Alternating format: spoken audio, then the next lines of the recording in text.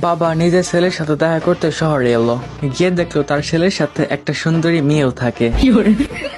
রাতে তিনজন যখন একসাথে ডিনার টেবিলে বসলো, বাবা জিজ্ঞেস করলো, তোর সাথে এই মেয়েটা কে রে? ছেলে বলল, বাবা ও আমার রুম পার্টনার, আমার সাথে থাকে। তুমি এটা নিয়ে কি ভাবতেছো এটা আমি জানি, কিন্তু আমাদের দুজনের মধ্যে সেরকম কোনো সম্পর্ক নেই। আমাদের দুজনের আলাদা আলাদা বেড, আমরা দুইজন শুধু ভালো বন্ধু।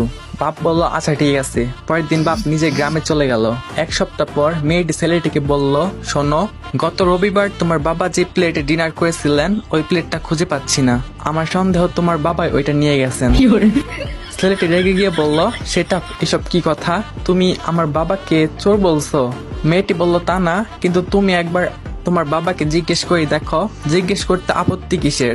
ছেলেটি বলল, ওকে, আমি জিজ্ঞেস করব। পরদিন ছেলে বাপকে একটা ইমেল পাঠালো, তাতে লিখলো, আমি এটা বলছি না যে তুমি আমাদের বাসার প্লেট চুরি করে নিয়ে গেছো, অথবা এটাও বলছি না যে তুমি প্লেটটা নিয়ে যাওনি।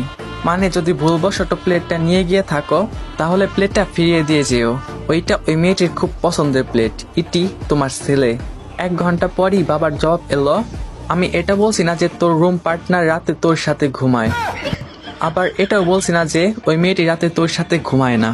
তবে ওই মেয়েটি যদি পুরো সপ্তাহের মধ্যে একবারও তার নিজের রুমে নিজের বেডে শুতে যেত, তাহলে ওর বালিশের নিচেই সে তার প্লেটটি পেয়ে যেত, কারণ প্লেটটা আমি ওইখানেই লুকিয়ে এসেছি। ইতি তোর বাপ।